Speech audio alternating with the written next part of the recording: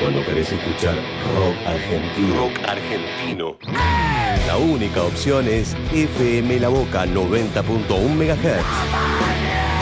Lo mejor del rock nacional.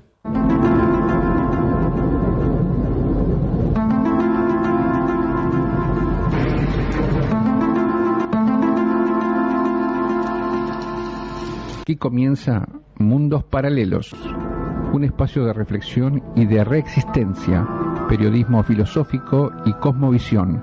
Mundos Paralelos, conduce Giulio Soldani.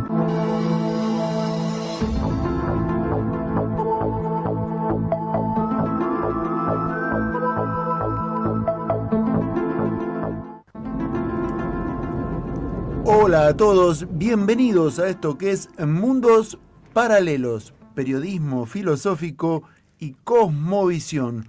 Como siempre, todos los lunes a las 20 por FM La Boca, por supuesto. Podés llamarnos por teléfono, podés bajarte la app en fmlaboca.com.ar, vernos en vivo también en su aplicación de fmlaboca.com.ar. Y bueno, hoy tenemos un programa profundamente interesante, incluso te diría hasta conmovedor. Vamos a pegar un repaso acerca de lo que somos los argentinos. Estamos compuestos por distintas corrientes inmigratorias, pero también estamos constituidos naturalmente por esta tierra. Somos habitantes, somos inmigrantes. ¿Qué somos los argentinos? Alguna vez escribí sobre eso y tratando de entender cuál era la construcción más ética que nos debíamos entonces, dada una composición atípica de un país como la Argentina. Hoy vamos a tener en nuestros estudios a Antonio Esponza, un inmigrante italiano que tuvo que irse de Italia forzosamente por la guerra. Nosotros a veces estamos como empapados de una ideología, de una tendencia conceptual, a creer que es la libre competencia, que es el destino manifiesto, que es la gran Argentina, pero muchas de las personas que vinieron de otros lados acá vinieron escapando, huyendo, perseguidos en algunos casos y en otros casos porque ya no podían construir un destino soñable en sus países. También se les acredita a las corrientes inmigratorias un cierto prestigio para sustituir la barbarie, un concepto por demás nazi que está profundamente arraigado en la idiosincrasia argentina, ¿no? Como que nosotros pedíamos la inmigración cuando en realidad la gente escapaba de otros lados.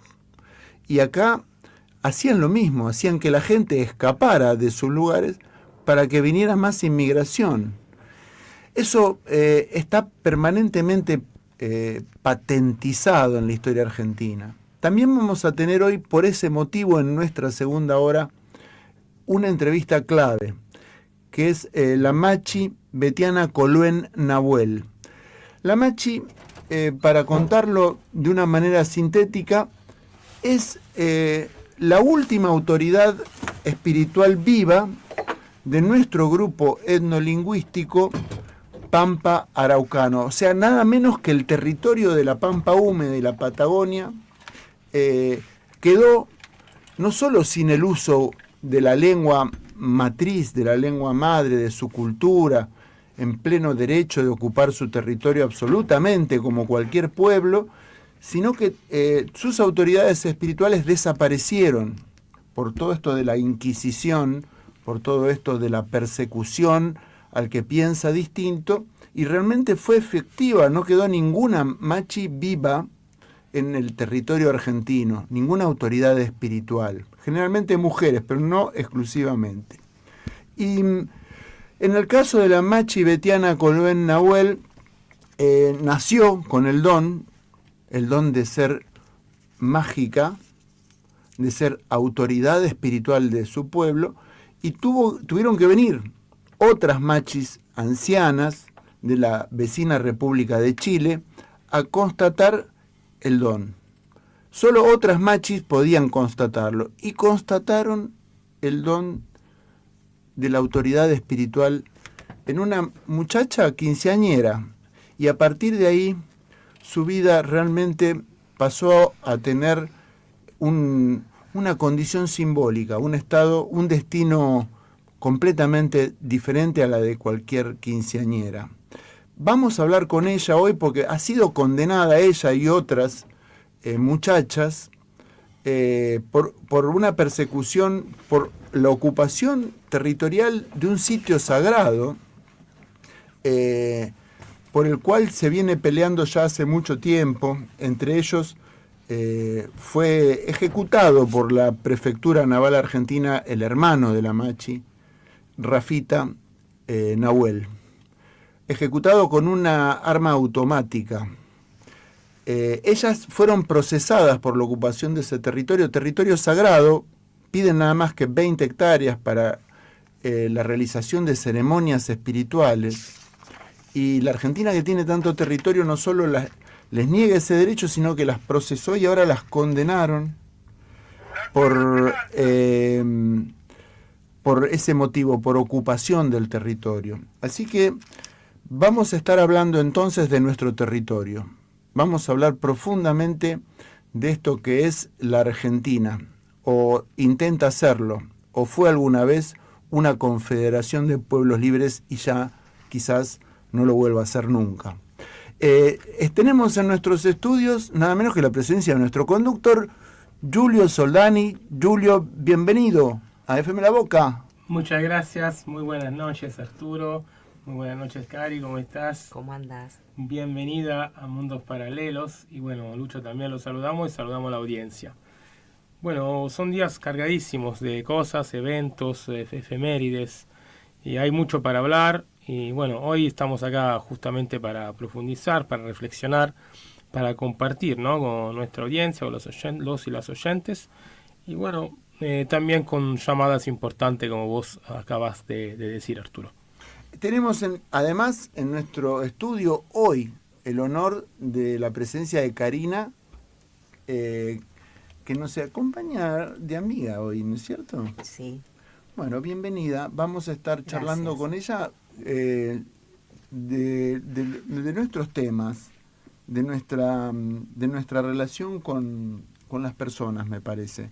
Pero no hay ningún tipo de apuro. Giulio, si te parece, tranquilo, ya que contamos un poco de qué va a tratar el programa hoy, vamos a la primera tanda, esperamos nuestro primer llamado, y si les parece a la audiencia y a Lucho, escuchamos un temita musical que amerita la llegada de nuestro primer entrevistado, Antonio Sponza, inmigrante italiano de...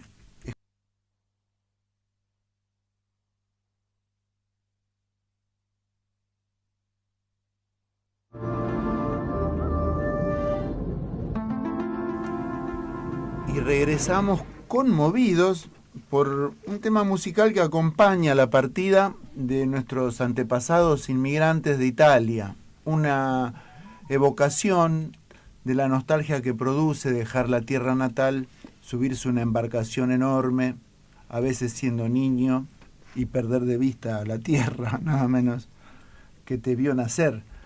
Esa emoción la evocamos todo lo que tenemos antepasados en tierras lejanas. ¿No es así, Giulio? Y sí, seguramente millones de personas que llegaron a la Argentina desde Europa, algunas desde África, y también ahora muchísimas de Paraguay, desde lo que es Bolivia, el actual Perú, ¿no? Todos estos países del continente de Vía Yala que están como buscando parte de su población acá en nuestra tierra. Y bueno, es importantísimo recordarlo por dos razones. Hoy, bueno, seguimos homenajeando a lo que es la inmigración italiana, una inmigración importante, brindó un rasgo cultural fuerte en este país. Y hoy justamente es la fiesta de la República en Italia, el 2 de junio, una fiesta importante que se recuperó como feriado hace pocos años y que en realidad pone en evidencia que tanto la forma republicana de gobierno que Italia adquirió únicamente en 1946, o sea, después de la Segunda Guerra Mundial, después de una guerra partisana, de una guerra de guerrilla durísima contra los alemanes, y también, bueno, una república que tuvo varios escándalos. Ya estamos en la Segunda República, recordamos Mani Pulite, terminó la primera, hubo un evento como nada más y nada menos que el gobierno de la mafia de Berlusconi, pagado con la plata de la mafia. Y bueno, es hoy un país que está muy desorientado, muy orientado hacia un desorientamiento, disculpen el juego de palabras, de lo que es la verdad la xenofobia, el racismo, ¿no? Institucional.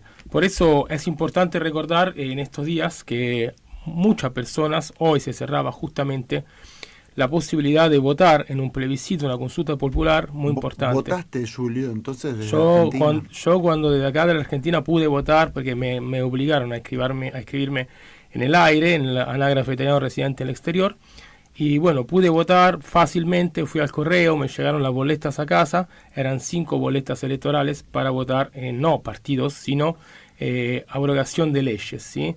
Era un infame paquete de leyes que se aprobó en 2015 con uno de los más grandes panqueques de la historia de la política italiana, se llama Matteo Renzi, que se dio toda la vuelta posibles y que lo que hizo fue de poner medidas neoliberales al mercado laboral, como si ya no existieran medidas neoliberales, y bueno, y pudo hacer que las empresas recibieran beneficios para tomar trabajadores jóvenes por pocos años, aumentó la flexibilización laboral, la precarización laboral, y también frente al inmenso número de incidentes en el trabajo, bajó la responsabilidad empresarial frente a los infortunios. Pero sobre todo me gustaría como hacer hincapié sobre un tema que es el quinto punto de este referéndum, que no tiene que ver con el trabajo, que es un tema importantísimo.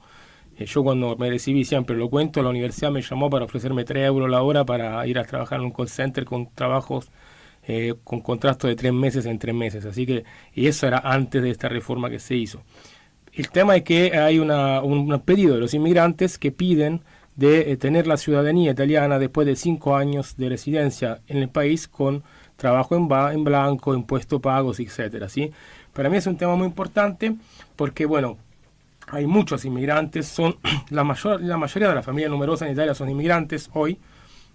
Los italianos son un pueblo de inmigrantes, entonces también deberían expresar esta empatía, este reconocimiento.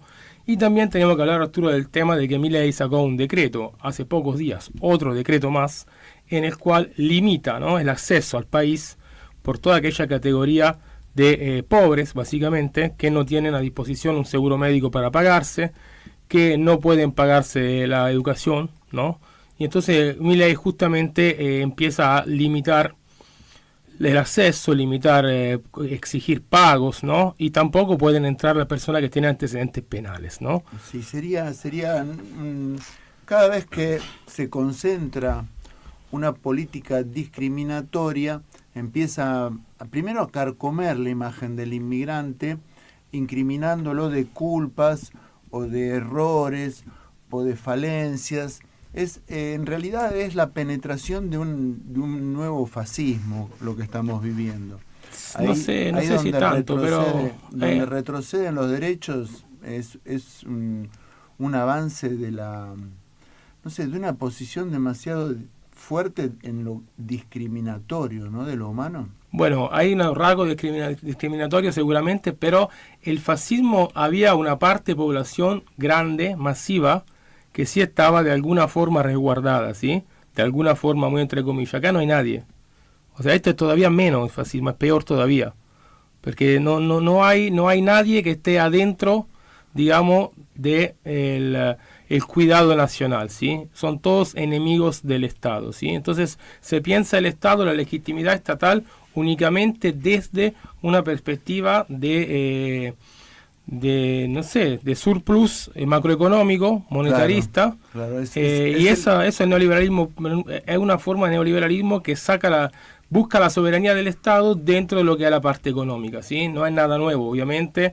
lo vimos durante la dictadura militar, lo vimos en la Alemania del Oeste en 1945, que se trató de hacer en Rusia antes que llegara Putin y le pateara el trasero a esta gente del FMI. Y bueno, nosotros seguimos en esta, ¿no? Como todavía en esta. La cosa más interesante que me gustaría decir es que mañana, además, si hoy es el día de la fiesta de la República Italiana, por eso muchísimos italianos están festejando en el país, mañana es el día del inmigrante italiano, en honor a Manuel Belgrano, y hay una ley, la ley 24.561, si no me equivoco, que es una ley nacional que dice que hay que celebrar este día, ¿sí? Karina, estuviste paseando por Italia recientemente, ¿no es cierto? Contabas recién fuera de micrófono lo de Nápoles. Sí, algo de lo que sentí fuertemente es bueno, el recibimiento de los lugares por los que pasé, que fue Roma, que llegué justo con la asunción del nuevo Papa, que fue un hecho épico estar ahí en la Basílica de San Pietro y en la plaza con tanta gente de todas partes del mundo, y después estuve en Venecia y Florencia, y por último en Nápoles, y bueno, fue realmente el lugar donde me encontré recibida, alojada amorosamente, y con las manos abiertas respecto al sentimiento que tienen por el argentino y bueno, y Maradona, ¿no? Como representante no solo del fútbol, sino de lo que ellos sienten que Maradona les brindó, y que de alguna manera forma parte de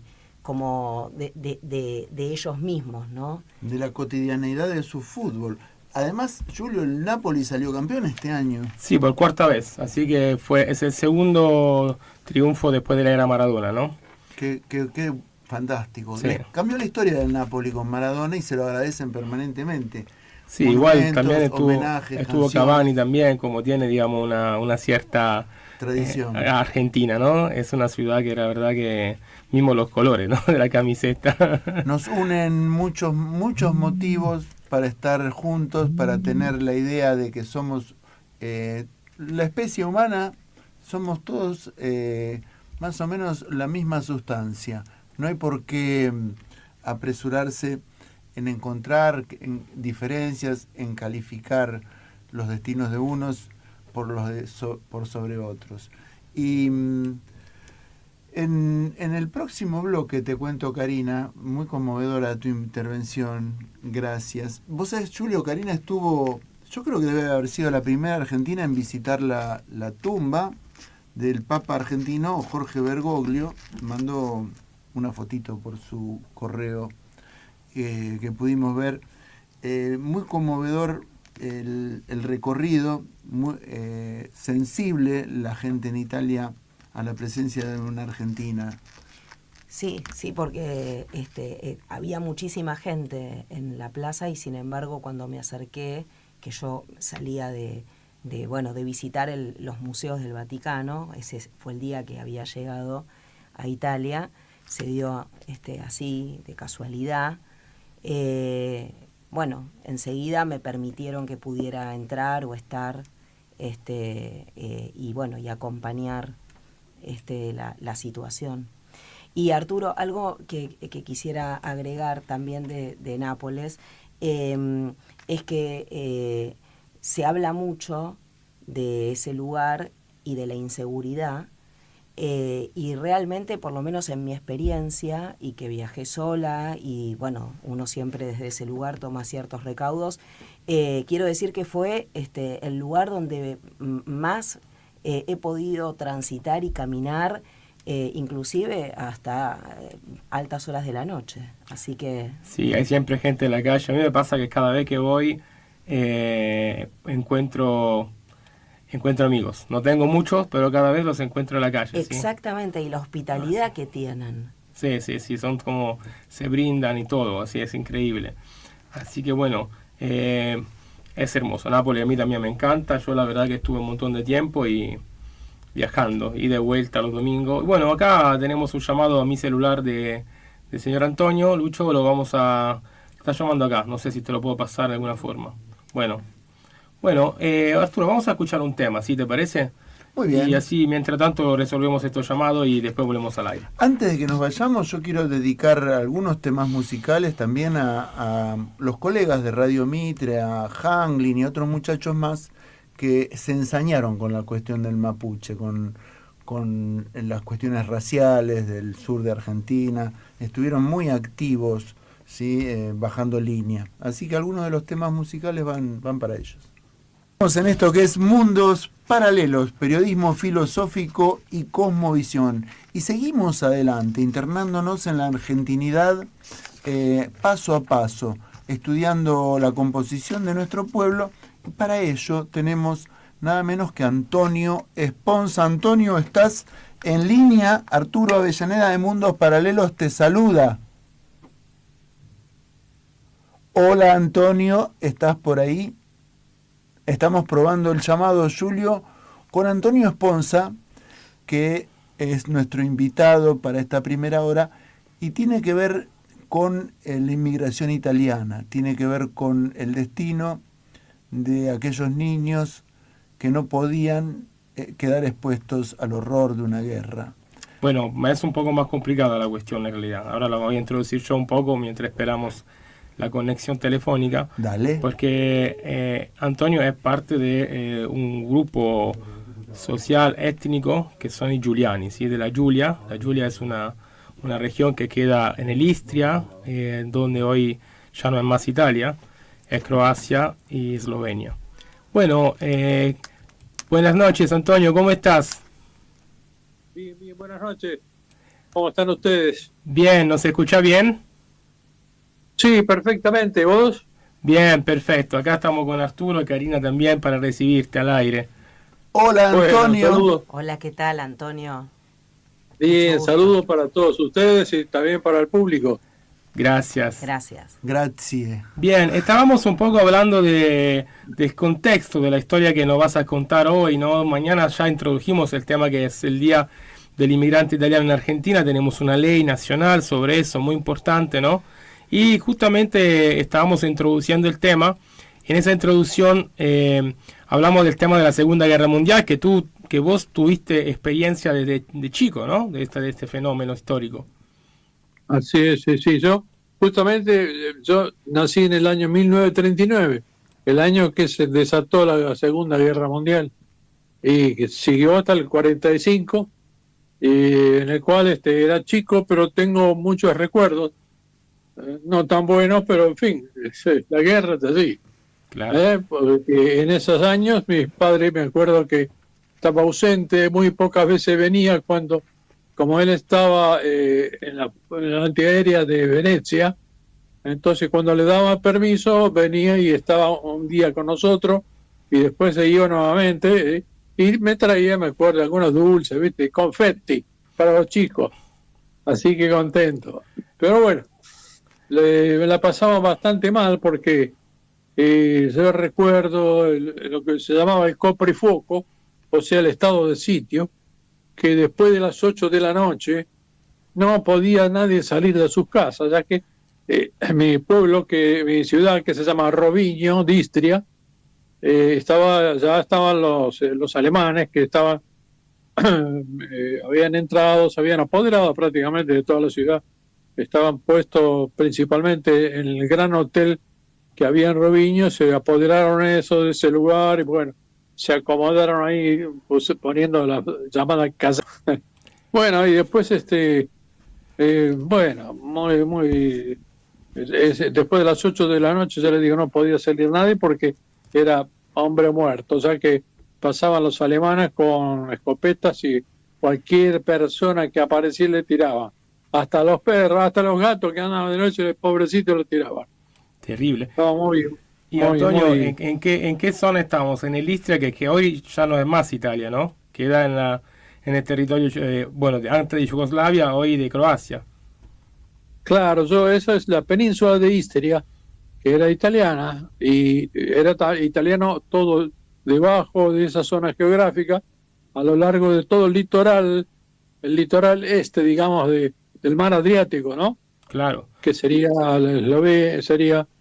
la Dalmacia, ¿no? Sí, la largo de Dalmacia, la isla del Quarnaro también, ¿no? Cuernavaca, sí, Lucino, sí. Creso, ¿no? Todas estas islas que están ahí a la vueltita, por así decirlo, al norte del Adriático. Claro. Un territorio hermoso, una zona hermosa, ¿no?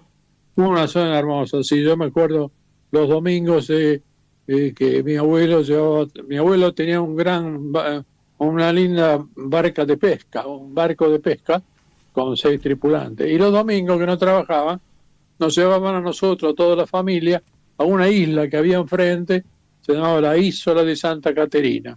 Y ahí pasábamos todo el día. Pero bueno, limitados en cuanto así la guerra, eso se limitó un poquito, pero igual se podía hacer. Y veníamos todos bien contentos después de un día de tomar sol y un agua tranquila, y volvíamos con ese barco. Bueno, a mi abuelo los alemanes lo dejaron seguir trabajando, porque tenía que buscar el sustento, porque no había nada más que hortalizas de la parte de horticultura y la parte de pesca, así que la gente de ahí se nutría de esos, ya que no había me acuerdo que ni pan, porque el pan era un pan que le llamamos pan brun, pan negro, y siendo chico, que nosotros jugábamos con los cochecitos ahí en la calle, me acuerdo que le pedíamos a los alemanes que estaban arriba de esos carrearmatos, ¿cómo se llama? Esos tanques. Arriba estaban los 2 alemanes, entonces le pedíamos pan blanco, ¿viste? Y nos tiraban, ¿viste? Los alemanes les tiraban, algún chico, algún pancito se ligaba. Claro. Gracias, porque no había nada, ¿viste? Una gran falta de todo, así que la pasamos bastante mal. Pero Antonio, ¿te puedo preguntar qué más recuerdo tenés de la guerra con respecto a lo que era el conflicto también entre los partisanos yugoslavos y también algunos italianos y los alemanes? Claro, porque en ese pueblo había mucha gente que no quería, los alemanes no querían, entonces se iban a la montaña, a las colinas que estaban ahí cerca, y se escondían ahí, y ahí a veces amenazaban a los alemanes que venían con las motos, con el sidecar, y ahí los ametrallaban. Entonces los alemanes estaban enfurecidos porque no sabían dónde estaban, porque ellos conocían bien el monte y ellos no. Y bueno, pero capturaban algunos, y algunos que han capturado, me acuerdo, un día vino una orden que andaban por todo el pueblo llamando que la gente vaya toda la gente a la plaza general, a la plaza principal.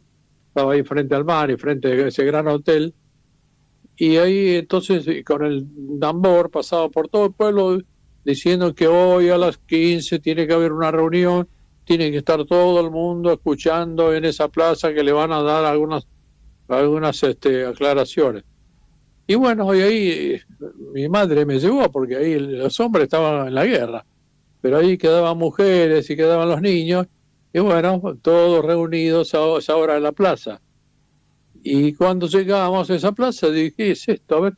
Entonces aparecieron los alemanes, y el jerarca más grande, entonces se dirigió a todo el público diciéndole que tendríamos que ser amigos de ellos, porque el que sería enemigo le iba a pasar lo que van a ver ahora, dice. Entonces, ¿qué se vio? Había como 10 u 11 muchachos con las manos atadas atrás, y los hacían subir a un camión en la parte de atrás, y ese camión se acercaba, con uno de ellos se acercaba a un farol que tenía una cuerda colgada. Entonces, cuando llegaba el camión a la cuerda, le enganchaban la cabeza al pobre guerrillero, y entonces el camión arrancaba y el guerrillero quedaba colgado de esa cuerda, haciendo tipo ding dong como el reloj, hasta que moría. Y todo, inclusive algunas madres, algunas abuelas conocían que eran parientes. y lloraban y querían irse, estaban a los gritos, era un desastre. Bueno, después, cuando eso ya moría esta persona, lo bajaban, ponían otro arriba del camión, hacían lo mismo, la ponían la soga al cuello, atrás del camión, cuando el camión arrancaba, quedaba colgado el otro, y también así, pendolando, como dice en italiano, estaba un rato hasta que se moría, y ahí lo bajaban, y la gente estaba un gran desorden, porque las mujeres querían, las abuelas, querían ver que se ha muerto, Claro. y no los dejaban. Los alemanes los empujaban con la escopeta, con la fusil, con la parte trasera, golpeaban a la gente que no se acerque. Le decían, no, nadie va a tocar esos cuerpos.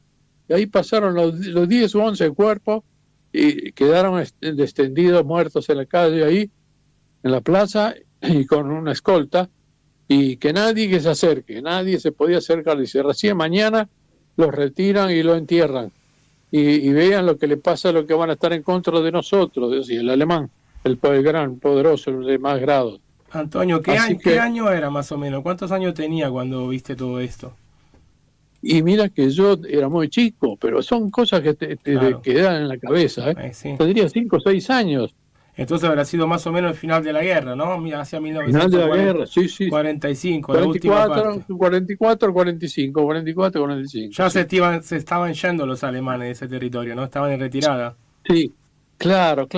Tal es así que había uno que después fue detenido y lo hicieron sacar una bomba que había ahí en el mar, que había puesto ellos mismos, que como eso lo pusieron, lo mandaron a él con un palombaro, que sea, con un buzo. Le pusieron el traje de buzo, le pusieron todo, y el tipo tuvo que ir a desarmar la bomba que habían puesto los alemanes, que explotaban. Si había algún barco ahí, explotaba, ¿viste? Así que me acuerdo de eso también. El pobre tipo, el pobre alemán, tuvo que bajar y hacer la cosa bien, si no explotaba él también. Claro.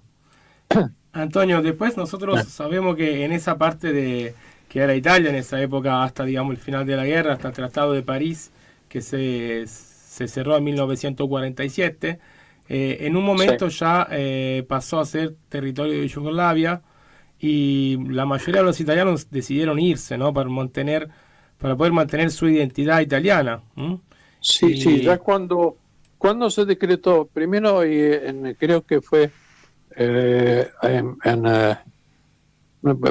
Tratado de Osimo fue después, en el 76. Claro, fue como ratificaron el Tratado de París con el Tratado de Osimo, que fue en el 75. Claro. Pero ya después de 45 ya empezaron a entrar los croatas y toda la gente que ya estaba en la parte interna de la costa este de Adriático, empezaron a bajar hacia el mar, hacia las ciudades que teníamos nosotros, ciudades italianas, y basureando a los italianos, amenazando, inclusive algunos amenazando, sabiendo que alguien estaba un poco con los alemanes.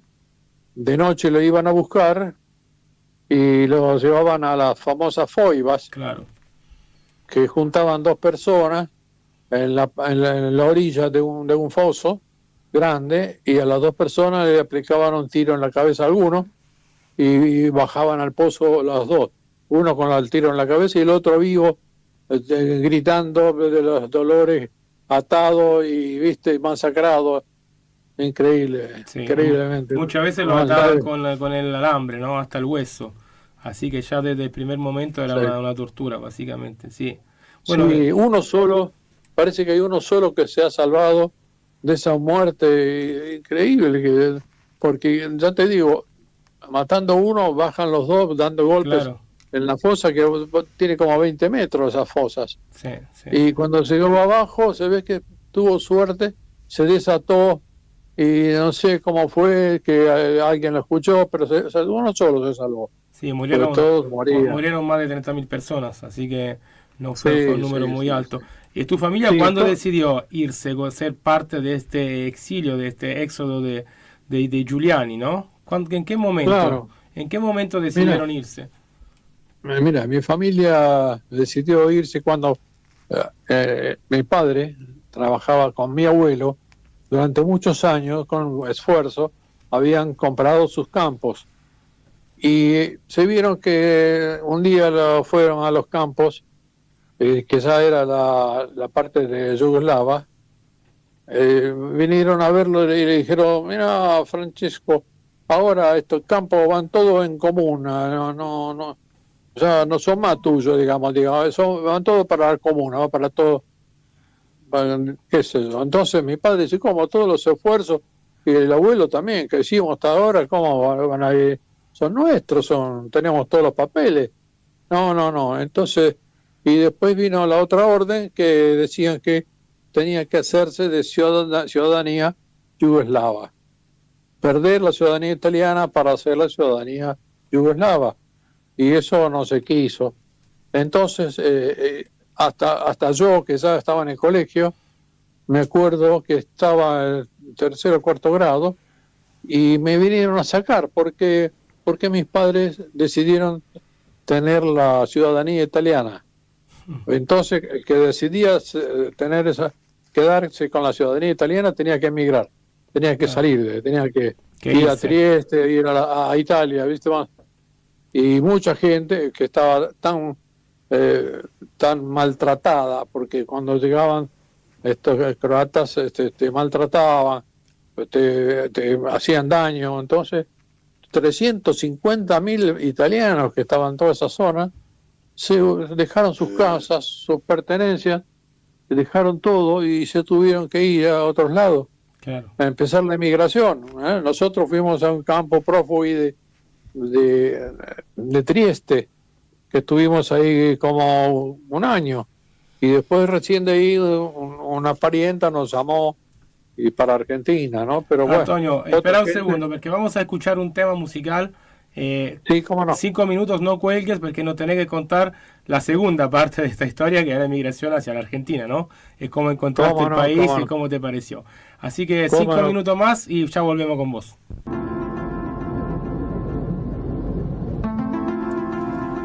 Y continuamos en Mundos Paralelos, hoy charlando con Antonio Esponza sobre la inmigración a Argentina. Pero en este capítulo veníamos, Julio, hablando específicamente de la guerra, de ser un niño y ver la guerra, el horror de una guerra. Sí, y también tenés que dejar tu territorio y hacer la elección entre tu casa y tu identidad, ¿no?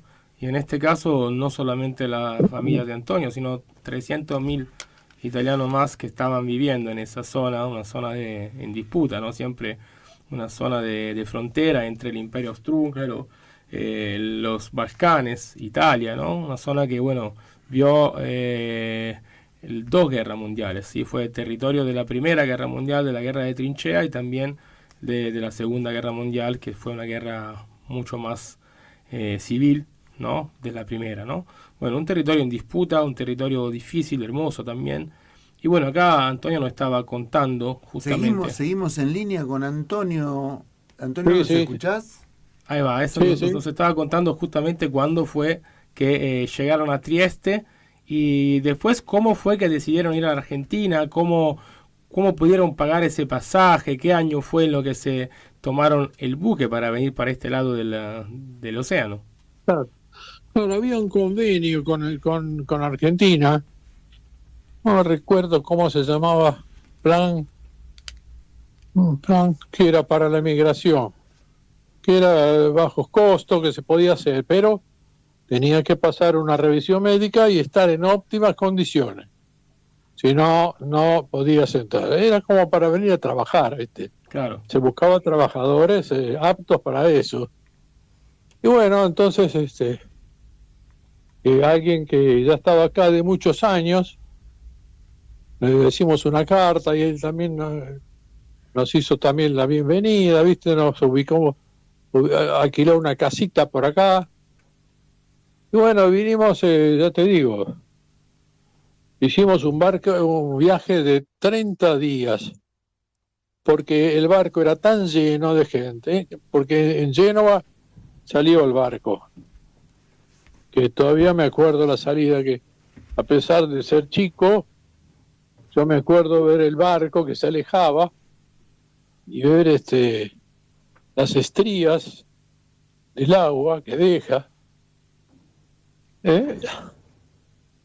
Qué emocionante, Antonio, impresionante. No me puedo imaginar el impacto en la memoria de haber vivido el abandonar tu tierra en un barco lleno de gente escapando. Lleno de migrantes, sí, lleno de migrantes. Por eso que después fue tanta la gente y tuvieron un motor con problemas. Entonces de noche parece que prácticamente no avanzaba el barco. Nadie se enteraba porque la gente dormíamos. Tremendo. Pero era así la cosa. En vez de que 15 días, fueron 29 días para atrás. Doble. Sí, fue el doble. Los chicos nos divertíamos, estábamos en la cubierta mirando los peces voladores. Teníamos un amigo que íbamos ahí jugando, qué sé yo, ¿viste? Teníamos 10 años. Antonio, ¿y por qué Argentina? Y Argentina porque, mira, realmente fue un tío mío que empezó la ida a la Argentina. Era otro italiano que también estuvo en la guerra y tenía esta tía allá. Y la tía entonces lo llamó a él fue con la señora y la hija. Y después se ve que estaba muy solo allá. Nos llamó a nosotros, dice, che, ¿por qué no vienen? Ahora hay un plan para los inmigrantes. Y fuimos casi toda la familia, hasta mi abuelo, el pescador fue. El hombre que estuvo en el mar toda la vida, que cuando vio el Río de la Plata acá, dice, ¿qué es esto? Tú estás porca, está todo sucio el agua. Bueno, Antonio, hay un poeta muy famoso italiano que del principio del siglo XX que se vino acá y lo llamó un mar de agua dulce, ¿no? Sí, al Río de la Plata, claro. Dino Campana. Claro. Y bueno, así ya te digo, entonces de a poco venimos toda la familia, porque después del campo prófugo y que estábamos en Trieste, alquiló mi papá una casa que me acuerdo que pagaba 10.000 liras por mes, ¿viste? No sé qué trabajo mientras hacía, pero poco tiempo estuvimos ahí porque después emigramos. En una casa, hasta me acuerdo que era la Vía Madonna del Mare, en Trieste. Vía Madonna del Mare 3, creo, sí. Y yo iba al colegio, estuve yendo al colegio hoy en Trieste con unos maestros muy severos, me acuerdo, que no se podía hacer un ruido en la clase porque el maestro te llamaba la atención y no es como ahora, ¿viste? Que somos muy... Los pibes hacen lo que quieren ahora. Escucha, ¿cómo era la diferencia entre la escuela que encontraste acá y la escuela que estabas en Italia? Ya te digo, ya muy rigurosa, rigurosa pero en máxima, demasiado, porque cuando alguien, viste, que el maestro le llamaba la atención y seguían jodiendo, entonces el tipo se iba donde estaba el chico, le dice, a ver, mostrame la mano. Y donde le mostraba la mano, agarraba donde el palotoliere, que es donde se ponen los lápices de madera, y le pegaba Pero esto también acá en la Argentina pasaba, ¿no? Era otro método o lo mismo. Cuando llegaste. No, acá me acuerdo que cuando alguien se portaba en la Argentina lo mandaba afuera. Lo mandaba afuera. Sí, afuera. Quédate en el pasillo y listo. Allá era muy drástico, era muy silencioso, me acuerdo. No se escuchaba un suspiro, nada, el cuarto grado de allá. Un sueño y ahora después sería, es imposible, no podemos ni dar clase, así que... Claro, y después yo cuando vine acá estuve más o menos unos meses y entré acá en cuarto grado. Mientras que algunos vecinos que también venían de Nápoles, como tenían ese acento medio fuerte, y unos chicos iba a segundo. A mí me enchufaron en cuarto grado. Y había otros chicos igual que me lo mandaron a segundo. Porque no podía hablar bien, no entendía. Claro. Era difícil. Y bueno, es así. Bueno, ¿qué es lo que más te gustó de la Argentina, de Buenos Aires, cuando llegaste, no? ¿Cuántos años tenías cuando llegaste? Era en el 49, tenía 10 años. 10 años y después de ese mes de viaje, Acá nos atendía ese tío que vino el primero que vino, que era mecánico, le dio un poquito de posibilidad de trabajo a mi padre. En la fábrica de cierre y relámpago estaba. Nos vinieron a buscar al puerto. En el puerto había una multitud que no se imagina. Parecía las reuniones de Plaza de Mayo de ahora. En el puerto estaba recibiendo a toda la gente que venía de Italia, porque ese barco que salió de Génova después pasó por Nápoles. Claro. Y en Nápoles se completó. Claro. El Camerotti, era tutto Camerotti. ¿Sabes? Estaba repleto. Así que en Buenos Aires, muchos bajaron, me acuerdo también en Santos, pero mayormente bajamos acá. Bueno. Así que estaba repleto de gente esperándonos, abrazándonos y todo. Pero más terrible fueron los abrazos cuando nos fuimos de Roviño. Claro. Porque cuando nos fuimos de Roviño, quedaron mis abuelos paternos, sí. Y claro, a los abrazos, porque uno se iba afuera, ¿viste? Ellos se quedaron. Claro, no se sabía lo que iba a pasar tampoco. Esa estación era muy penosa, los gritos, los abrazos, gritos, era muy triste. Bueno, nosotros tenemos que empezar a saludarnos, pero antes de esto yo te quiero hacer 2 preguntas sobre la actualidad. ¿Cómo no? Vos que viste desde chico la guerra, queríamos saber Sí. qué pensás de lo que está pasando hoy día en Palestina. Ay, mire, no me hagan acordar, porque yo veo esa cantidad de niños despedazados entre las ruinas de sus edificios bombardeados. No tienen perdón, no puede ser eso. ¿Cómo la humanidad permite hacer eso? Niños destrozados, piernas, cabezas, edificios destruidos, con niños que recién nacen, ¿qué culpa tienen? Son chicos inocentes. No se puede hacer eso. Claro. No se puede, es penoso, muy penoso.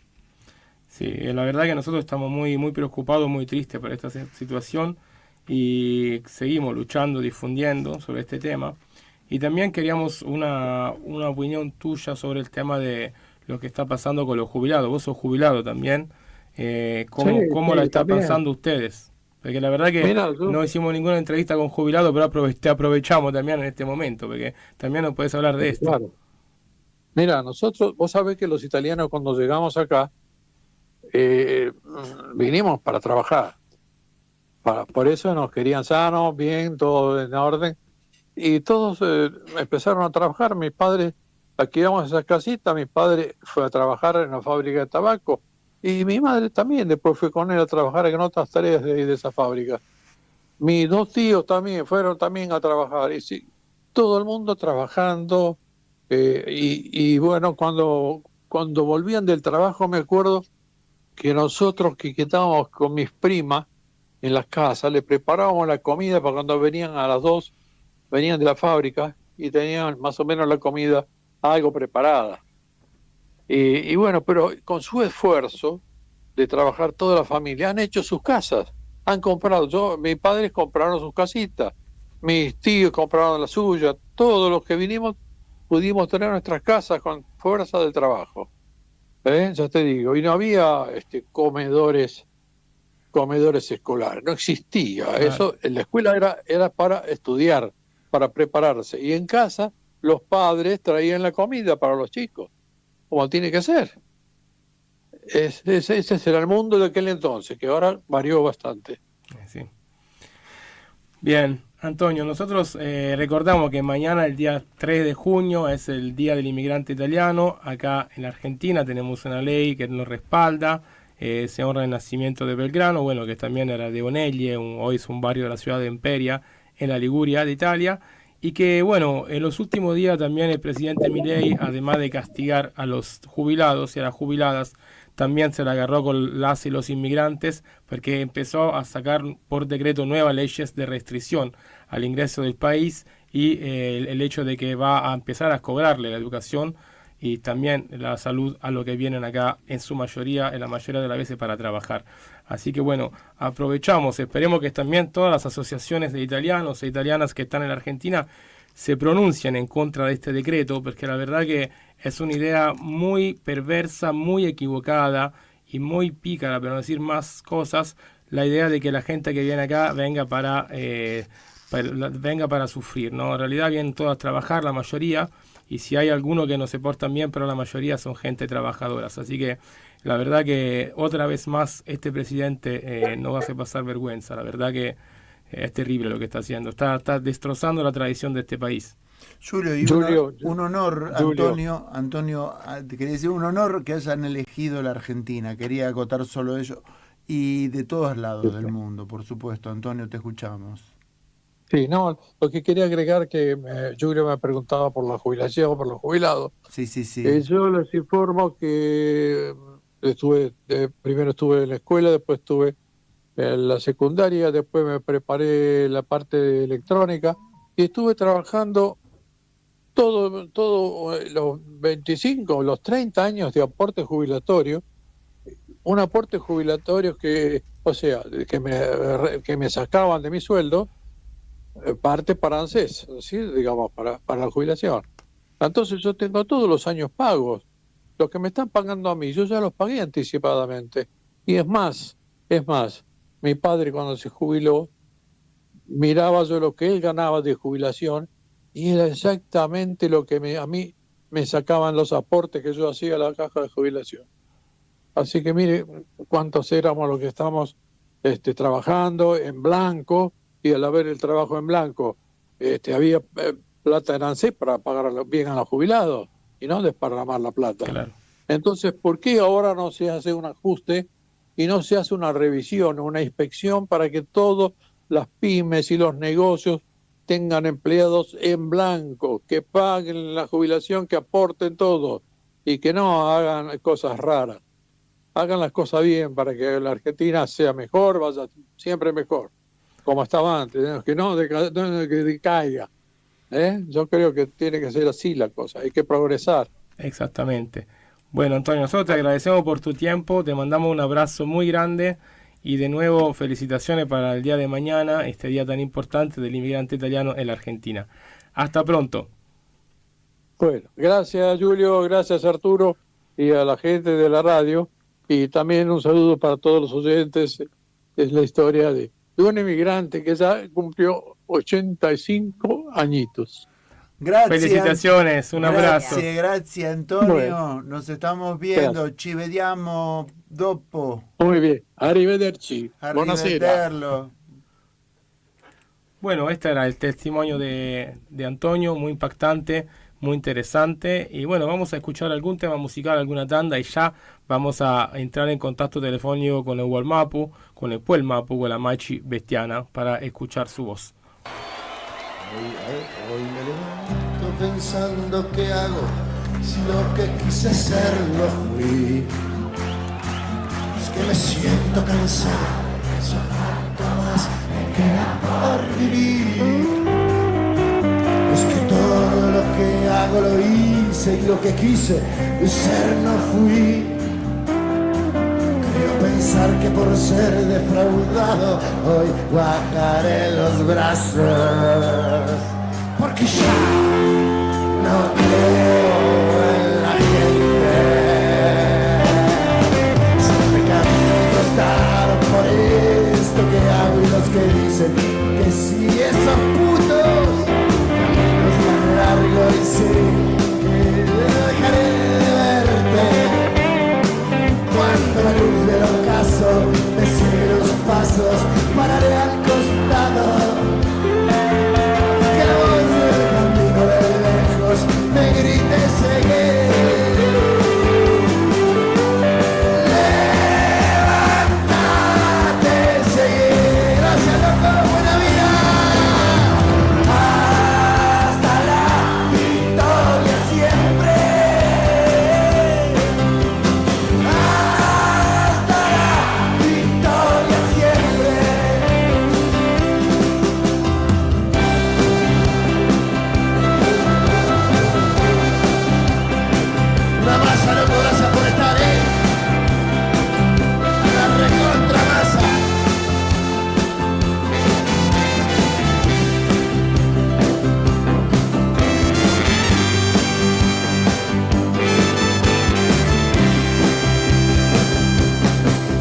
Siempre busqué los caminos, pasé noches en velas, desafié al destino.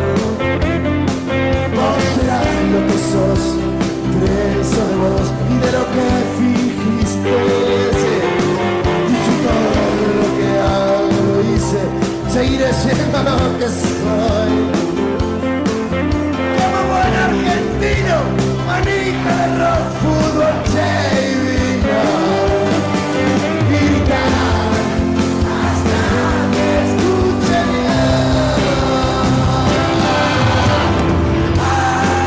hasta la victoria siempre,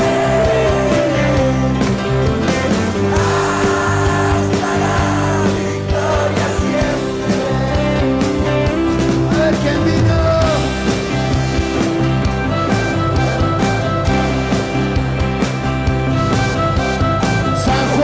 Sé que vinieron colectivos de San Juan, vinieron colectivos de Mendoza, vinieron colectivos de Córdoba, vinieron colectivos de Rosario, una banda de todos lados, vinieron de Uruguay, falta rock en Uruguay me parece. Merlo, mis amigos de Merlo, Villa Corina, Claypole, Morón, Mar del Plata, Castelar, otro trapo de Claypole, bien, La Loma, mis amigos de la Satey, el Pitu, el Sheffer, la Mansa, la 82, La Plata, era Satey, sí, full, era full, Truncado, Solano, Varela, maravilla, la 82 de La Plata, ¿dónde está? Campana, Gutiérrez, wow, Breu, Temperley, Merlo trae la Florida, Ranera, Bahía Blanca, mirá, Bahía Blanca, Alzada, la banda de Merlo, Galvez, Trenquelado que también, gracias. Chiricoy, Luján, Lanús, Benavides, San Miguel, una rebanda de todos lados. La Boca, ¿qué dice? Loma Hermosa, Azul, González Catán, Ezeiza, amigos, se la rebancaron ahí, Marcos Juárez también ahí en la banda, 82, que hace vieja. Comodoro, banda de Comodoro, gracias la verdad. Es Matanza, banda, Virrey, Jujuy, Jujuy, Tigre, mira Rayita. Morón, aguante Morón, tengo unos amigos en Morón, no se chila. Mariana Costa, Benavides, sí, una banda, loco. Alzada una banda, José Sepa, negro. Alejandro Col, los pibes de Morón, banda de Morón. Ciudadela, una banda, loco, Astolfi. Che, gracias. Otro trapo de Uruguay, vamos, Mendoza, una banda de Mendoza, Caballito, Bermeca, toda la banda de arriba. Barbie, lo veo allá. Mis amigos de la ruta andan por ahí. Escobar, mis amigos de Rodríguez con el lobo, que andan por ahí. Domínico, Tandil, la Ferrer, una banda. Aguante Barrio Bajo, mi amigo Pachi por ahí. Gracias, loco. Y bueno, es así, vivo por la 25, vivo por la 25. Yo y ustedes, gracias, loco. Buena vida.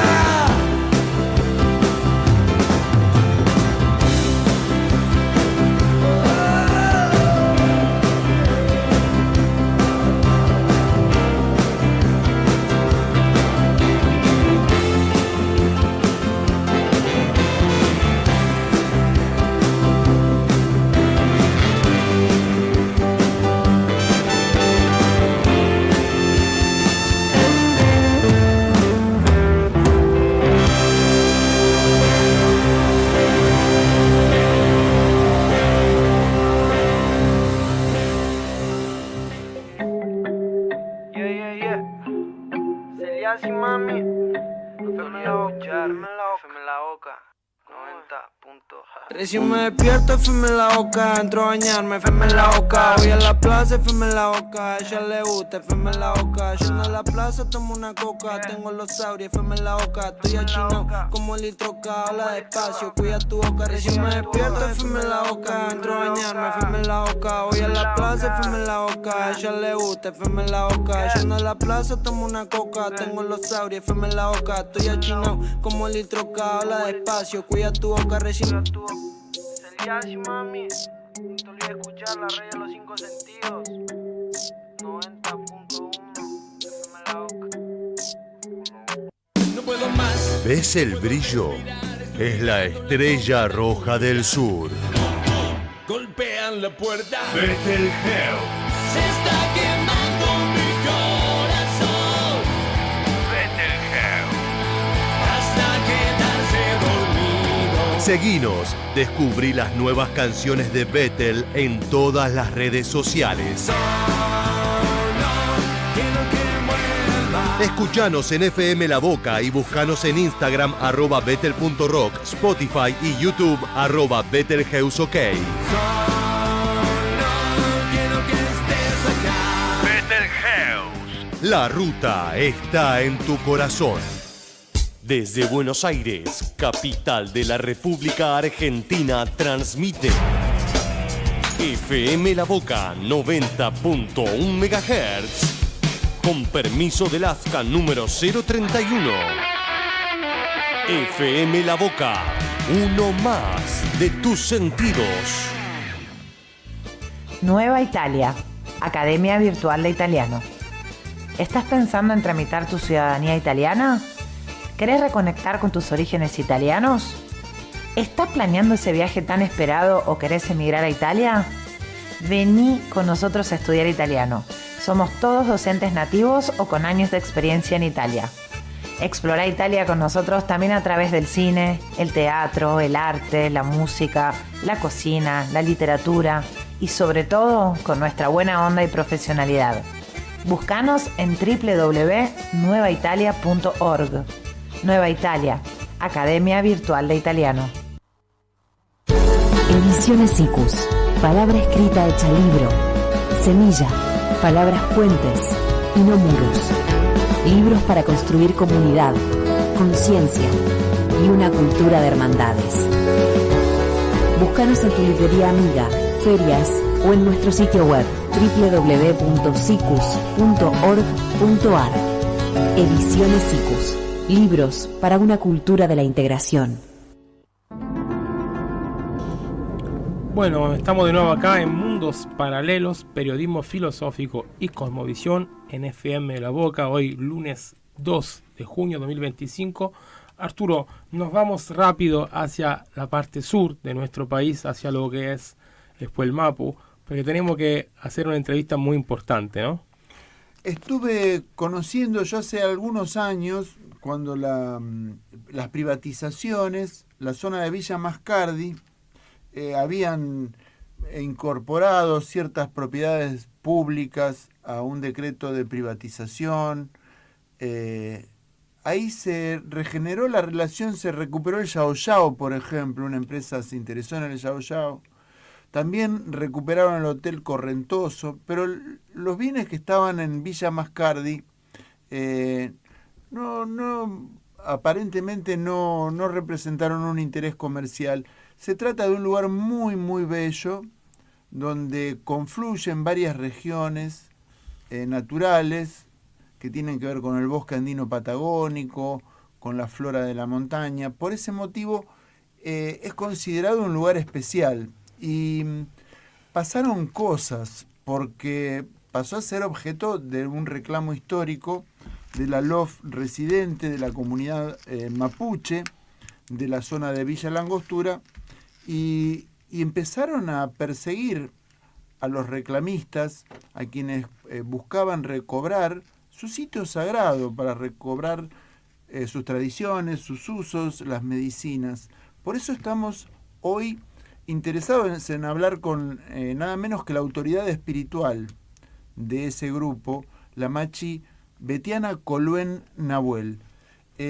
Betiana, estás en línea. Arturo Avellaneda te saluda desde Mundos Paralelos junto con Karina y con Julio. Buenas noches. Marí, Machi, ¿cómo está? Betiana Coluen Nahuel en línea.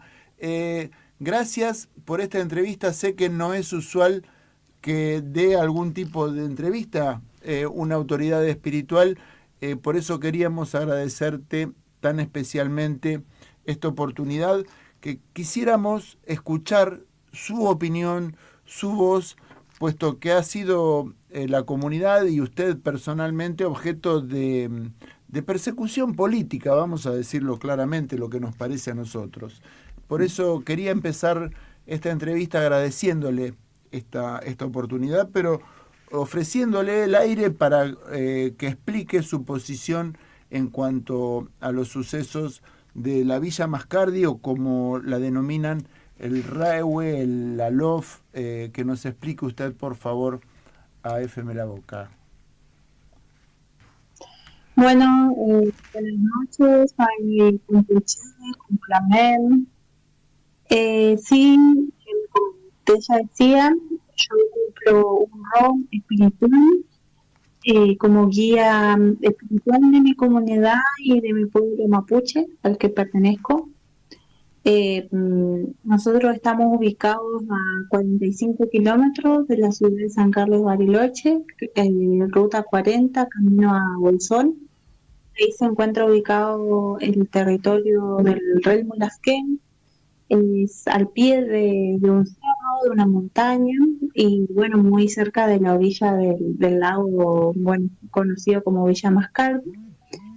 En ese territorio es donde tenemos nuestro espacio ceremonial sagrado de vital importancia para nuestra comunidad, pero también para nuestro pueblo mapuche. Bueno, en ese espacio nosotros como comunidad mapuche volvimos a recuperar las ceremonias ancestrales, las ceremonias de nuestro pueblo mapuche, nuestra espiritualidad que, bueno, nos ha querido arrebatar. Como ya entendemos, somos nietos de lo que fue y lo que quiso ser un intento de genocidio hacia nuestro pueblo mapuche, al que pertenecemos, en lo que fue la mal llamada campaña del desierto, conquista del desierto. Bueno, nosotros somos nietas y nietos de la resistencia, de nuestros abuelos y abuelas que lucharon y fueron sometidos a calvarias, a esclavitud, fueron asesinados igual y posteriormente torturados para dejar a la cultura mapuche. Bueno, nosotros somos hoy lo que ha quedado de toda esa cultura que intentaron exterminar y que, bueno, aún hoy sigue viva, ¿no? Machi, querida, le interrumpo simplemente. Le interrumpo simplemente un instante para recordarle al público no solo la campaña del desierto, batallas que están descritas en la historia militar de Argentina, como por ejemplo la batalla de Chimehuín, verdaderas masacres a civiles, a mujeres y niños indefensos, pero también los que invocan eso en un pasado remoto, también cercanamente en 1937, cuando se erigen los parques nacionales, hubo nuevamente desplazamientos forzosos, armados, para la población y amenazas y quema de aldeas y una situación de extrema violencia como la que recientemente estamos viendo incrementarse. Quiero nada más que hacer esta breve referencia, no la quiero interrumpir porque la estamos escuchando con mucha atención. Sí, y es importante siempre recordar de la historia en la que vivimos, ¿no? Porque en la actualidad es como que nosotros somos algo nuevo, como que, bueno, de hecho las acusaciones que nos genera el Estado hoy a miembros de nuestra comunidad se basan en que nosotros somos usurpadores, ¿no? Usurpadoras, como que si hubiésemos venido de afuera nosotros y nosotras. Cuando se quiere ignorar o tapar una historia de un genocidio, de una masacre que intentó exterminar todo, bueno, muchos en realidad pueblos originarios, y que, bueno, fue a causa de toda esa sangre derramada de miembros de pueblos originarios la que se fundó hoy este país, Argentina, y también Chile, porque el pueblo mapuche está de ambos lados de la cordillera, de mar a mar, y somos un pueblo que resistió mucha masacre, ¿no? Mucha violencia, y creo que es importante siempre recordar esto a la gente que de repente ignora la historia, ¿no? Porque entendemos que nuestra historia se ha querido borrar, ¿no? Entonces no se puede ignorar esta historia para poder comprender realmente nuestras demandas o bueno, nuestras exigencias como pueblos originarios. Se tiene que entender nuestra historia también y reconocer la realidad de la historia, ¿no? Que en verdad este Estado argentino hoy dice reconocer bajo muchas leyes y constituciones internacionales que también ha adherido este Estado argentino, pero en verdad eso ahora en la práctica no se cumple ese reconocimiento a los pueblos preexistentes, ¿no? Claro. Machi, Mari, Julio, te saluda. Muchas gracias por la intervención, tu tiempo en nuestros micrófonos. Quería consultarte dos cosas. La primera, ¿cuál es el desafío de recuperar la parte espiritual, la parte, ¿no?, cultural, espiritual, en relación al territorio? Porque esto vimos que en los últimos gobiernos, no importa de qué partido, siempre hubo represión, siempre hubo presiones, siempre hubo todo el tiempo como muchas fuerzas en contra de lo que hace el pueblo mapuche, sobre todo en el caso de ustedes.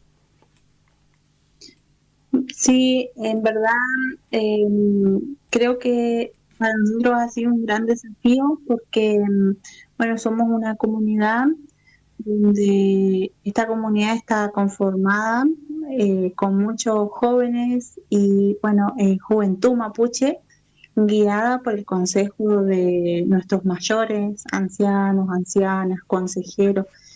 Y nuestro objetivo, en verdad, es poder revitalizar nuestra cultura, nuestras costumbres ancestrales, que es como norma, digamos, la recuperación de nuestro idioma, que se nos fue arrebatado.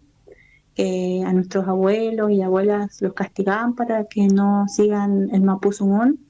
Entonces nuestro objetivo es recuperar y revitalizar el mapuzungún y dentro de los territorios, del espacio territorial, volver con mucha más firmeza a revitalizar la ceremonia, el lado espiritual, la sanación.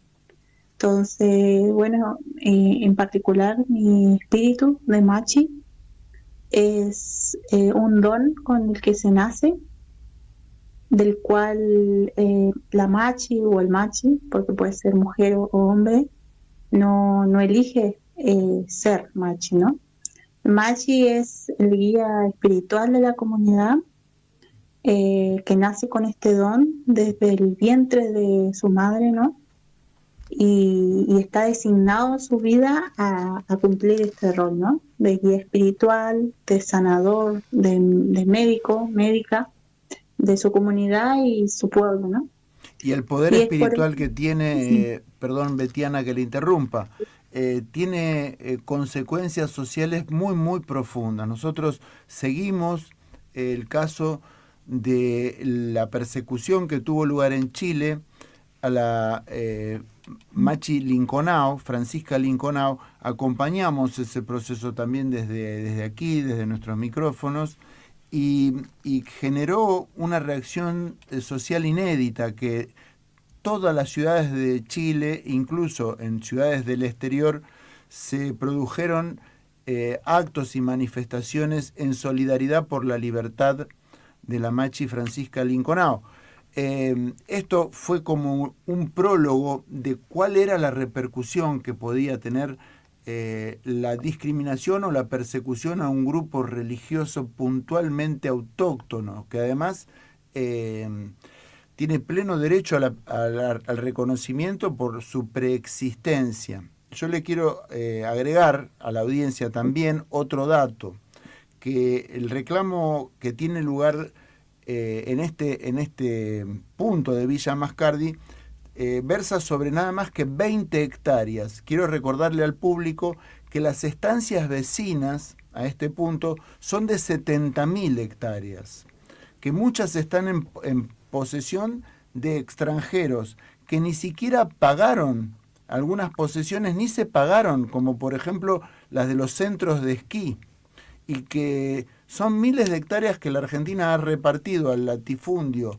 indiscriminadamente, supuestamente por una política de ocupación territorial que no considera siquiera la posibilidad de respetar un sitio sagrado de la comunidad preexistente.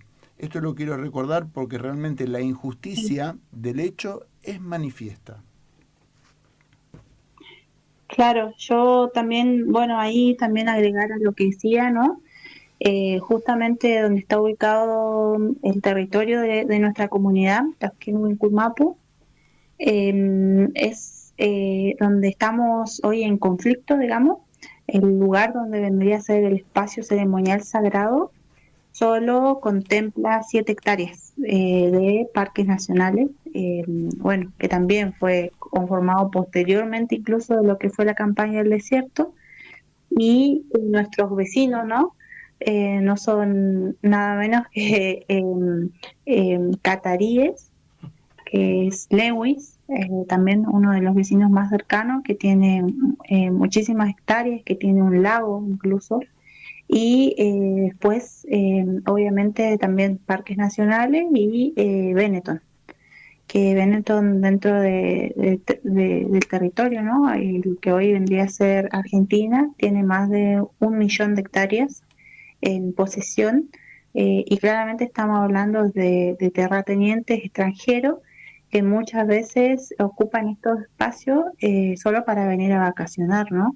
No es que viven aquí permanentemente, y bueno, claramente la molestia de que nuestra comunidad esté en estos territorios, que para ellos son hermosos, ¿no?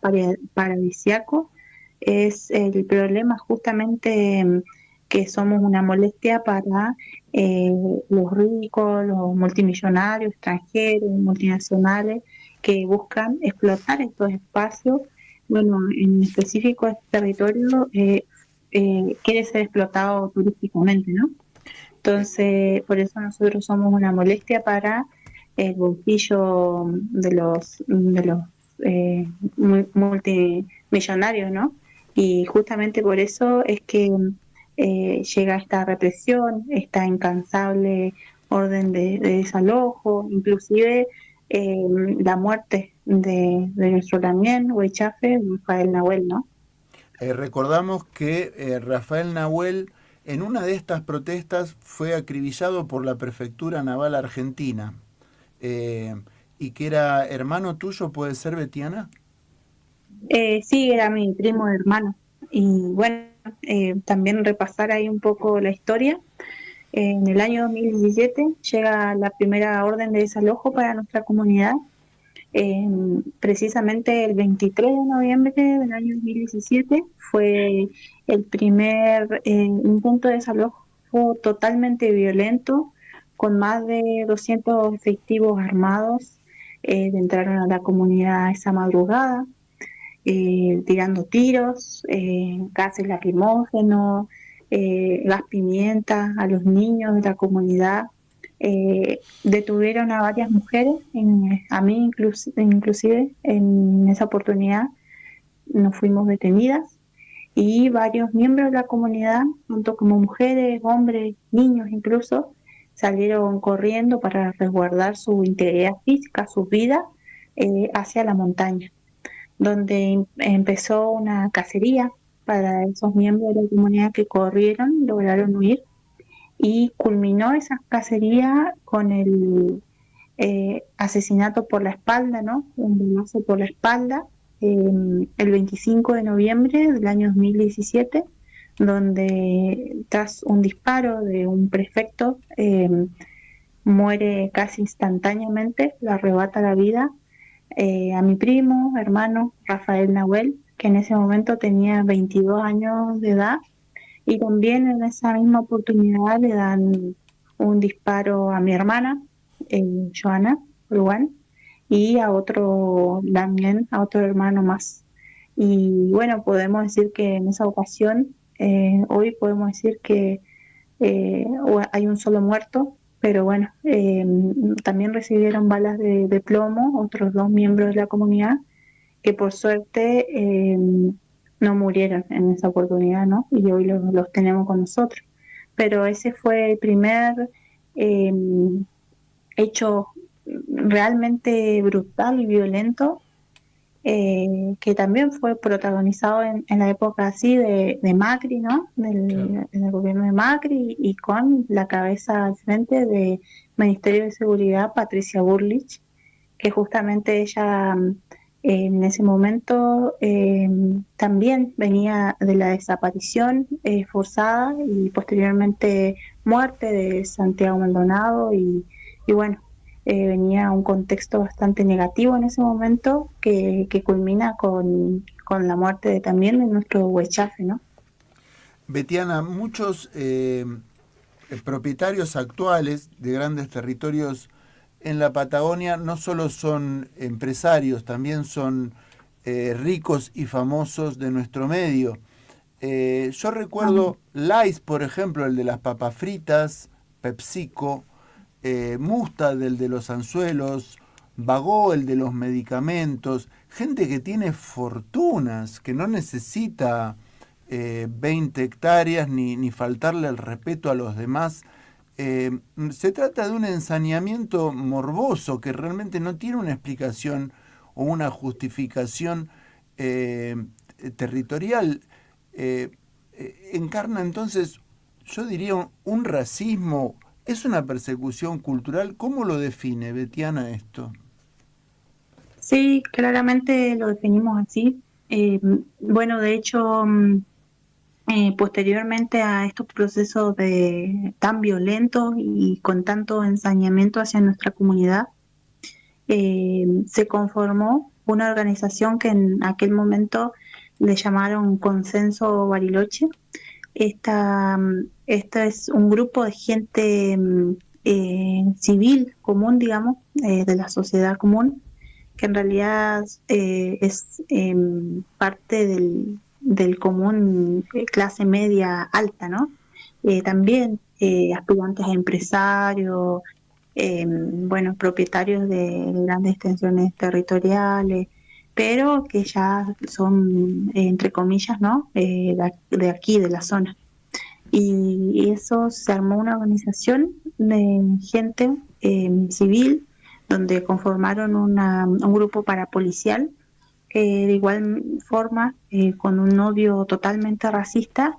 Durante varios años fueron a tirotear, a tirar tiros a la comunidad, a hostigar a varias mujeres de la comunidad, niños, y bueno, ese grupo fue creciendo cuando también en el año 2022 inclusive convocaron a Patricia Bullrich, y ella llegó a acompañar a ese grupo de gente parapoliciales en lo que en ese momento creció y ya se llamó Consenso Patagonia, ¿no? Que era como en resguardo de la propiedad privada.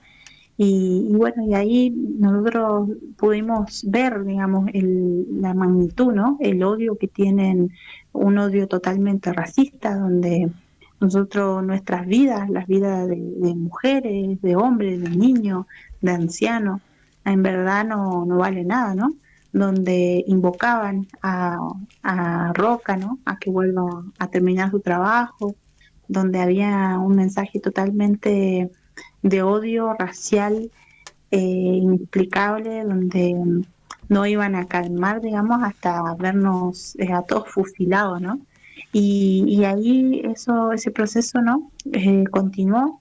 Bueno, de hecho llegó en aquel momento esta mujer Bullrich, Patricia Bullrich, acá a la zona, y a través de la insistencia de distintas personas, figuras políticas igual y bueno, grandes empresarios, es donde se provoca la segunda orden, el segundo orden de desalojo para el 4 de octubre del año 2022, ¿no? Que también ahí el Estado Nacional, encabezado por Fernández, crea un comando unificado donde reúne a todas las fuerzas estatales represivas, ¿no? Como decimos nosotros, y ahí empieza o inicia, ¿no? Este desalojo brutal, violento, que culmina con el desalojo total de la comunidad el 4 de octubre del año 2022. Estamos hablando del gobierno de Alberto Fernández. ¿Quién era el ministro del Interior en aquella oportunidad? Guado de Pedro, ¿no era? Guado de Pedro, sí. Guado de Pedro, un buen tipo Guado de Pedro, ¿eh? Sí, el mismo que introdujo Mecorot en nuestro país, ¿no? Que se quiere quedar con el agua de las provincias. Exactamente. Un criminal, claro. Realmente, un verdadero...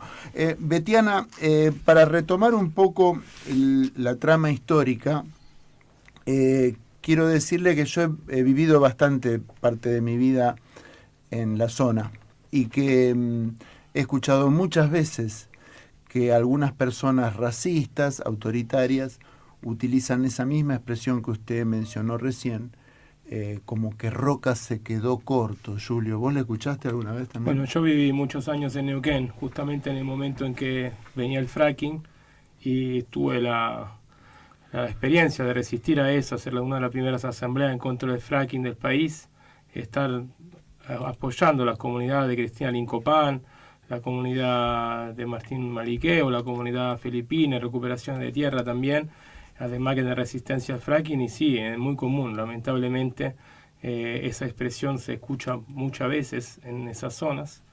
Y también lo que es común es que el apoyo, ¿no?, de los gobiernos, en este caso de Río Negro, de Beretilnec, pero también lo que pasa en Neuquén son gobiernos que son totalmente sordos a lo que son los reclamos legítimos de todos los pueblos originarios, sobre todo el pueblo mapuche. Y bueno, eso es un tema muy importante porque se tienen que hacer cargo del hecho que, además de de tener a su cargo delitos, también están participando del hecho de borrar una cultura, ¿no? O sea, tienen una doble responsabilidad, una, digamos, estrictamente legal y otra más histórica, de aportar a lo que es la amenaza de extinción de la cultura mapuche, que es una cultura importantísima y sobre todo es parte del territorio, es parte viva de la tierra. Parte viva de la tierra, y el lenguaje que brinda a la toponimia le da nombre a todo.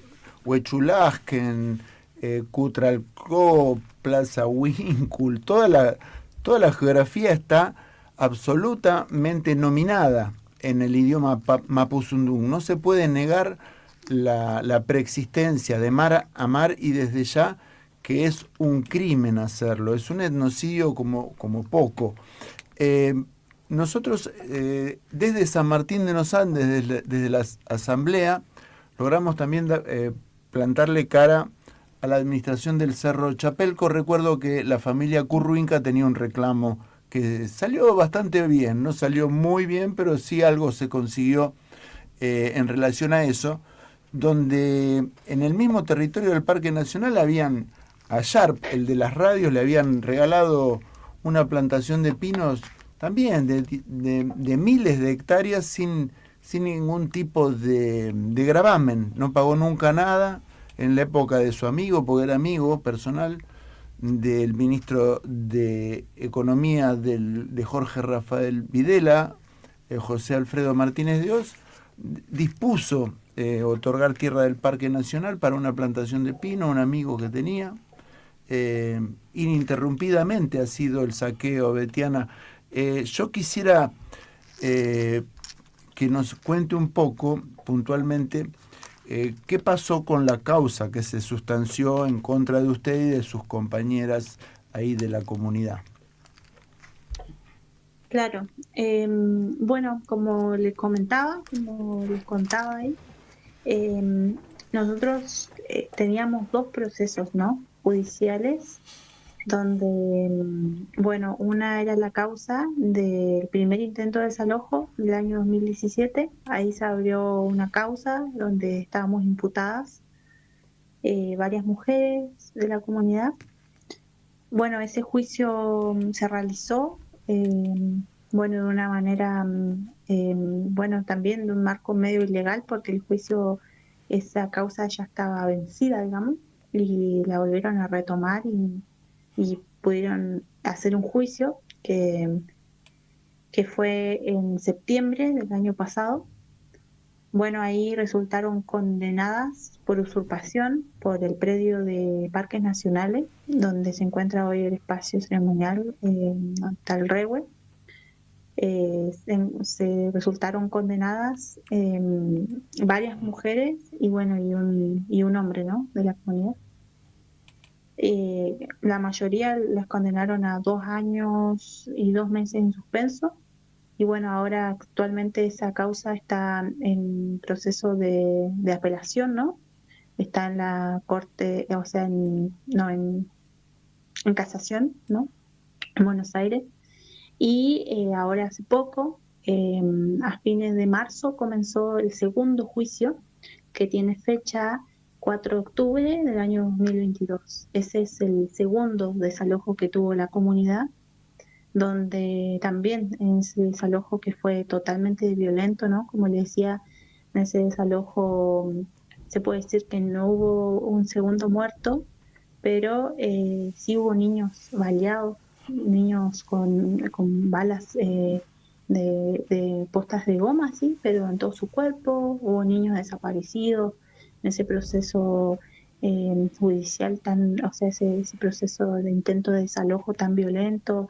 Bueno, ahí nos detuvieron a 7 mujeres, de lo cual estuvimos 4 de nosotras con nuestros hijos pequeños detenidas justamente preventivamente a la espera del juicio durante 8 meses.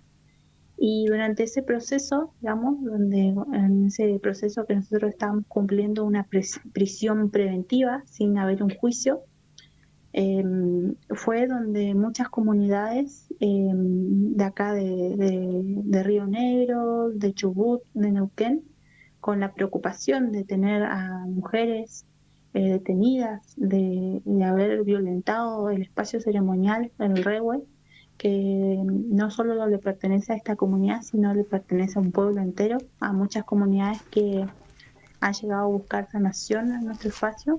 Entonces, la preocupación de esas comunidades tomaron la decisión de viajar y ir a ver al presidente, ¿no?, de la nación, en aquel momento a Fernández.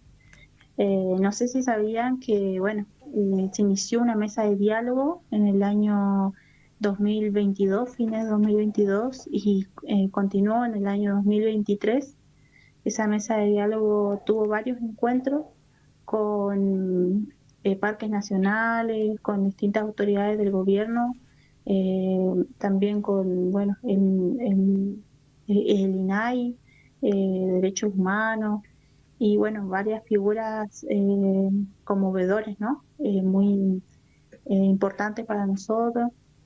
Y bueno, esas mesas de diálogo culminaron en el 1 de junio del año 2023, donde se firmó un acuerdo. Parques Nacionales firmó un acuerdo donde reconocía al pueblo mapuche como preexistente, que eso ya está en la Constitución Nacional, de hecho, y a esta comunidad como parte de ese territorio, y al Rehue, al espacio ceremonial sagrado, lo reconocía y prometía devolver el Rehue a la comunidad.